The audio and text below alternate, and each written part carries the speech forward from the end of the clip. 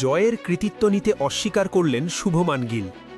অধিনায়ক হয়েও গিল স্পষ্ট বললেন, আমি শুধু কাগজে কলমে ক্যাপ্টেন ছিলাম, মাঠে আসল সিদ্ধান্ত নিয়েছেন রোহিত শর্মা আর বিরাট কোহলি। বড়োদার ঐতিহাসিক মাঠে নিউজিল্যান্ডের বিরুদ্ধে প্রথম ওয়ানডে ম্যাচে ৩০২ রানের লক্ষ্য তাড়া করে ভারত ৫ উইকেটে জয় তুলে নিয়েছে। এই ম্যাচে বিরাট কোহলি করেন ৯৩ রান, শ্রেয়াস আইয়ার করেন ৪৯ রান। কিন্তু ম্যাচ শেষের পর সবচেয়ে বড় আলোচনা শুরু হয় শুভমান গিলের বক্তব্য ঘিরে। পোস্ট ম্যাচ প্রেজেন্টেশনে রবি শাস্ত্রী শুভমান গিলকে তার অধিনায়কত্ব ও বোলার রোটেশন নিয়ে প্রশ্ন করেন। উত্তরে গিল এক মুহূর্তও না ভেবে বলেন, এই ম্যাচে আমার অধিনায়কত্বের অবদান খুবই কম। গিল বলেন, আমি শুধু টসের সময় অধিনায়ক ছিলাম, টিম শিটে সই করেছি, কিন্তু মাঠে নামার পর রোহিত শর্মা আর বিরাট কোহলি দলকে নেতৃত্ব দিচ্ছিলেন।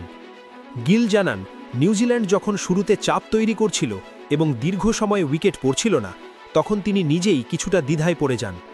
ডেভন কনওয়ে ও ওপেনাররা দ্রুত রান তুলছিলেন। প্রথম ১০০ রানের বেশি সময় ভারত কোনো উইকেট পায়নি। এই অবস্থায় একজন তরুণ অধিনায়কের পক্ষে সঠিক সিদ্ধান্ত নেওয়া সহজ নয়। গিল বলেন, ঠিক সেই সময় রোহিত শর্মা নিজে থেকেই এগিয়ে আসেন। তিনি কোনো প্রশ্ন করেননি, নিজে থেকেই ফিল্ড পরিবর্তন করতে শুরু করেন।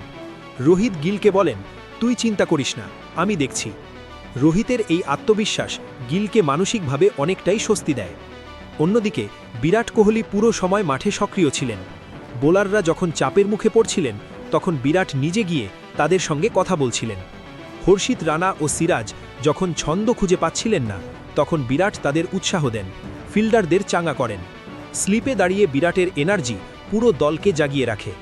গিল বলেন, এই দুই সিনিয়র না থাকলে ম্যাচের পরিস্থিতি অন্যরকম হতে পারত।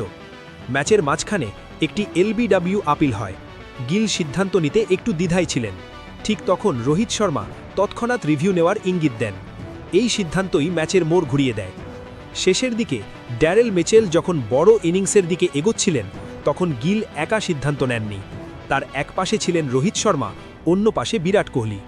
তিনজন মিলে প্রসিদ্ধ কৃষ্ণার জন্য ফিল্ড সেট করেন এবং পরের দিকেই মিচেল এলবিডব্লিউ আউট হন।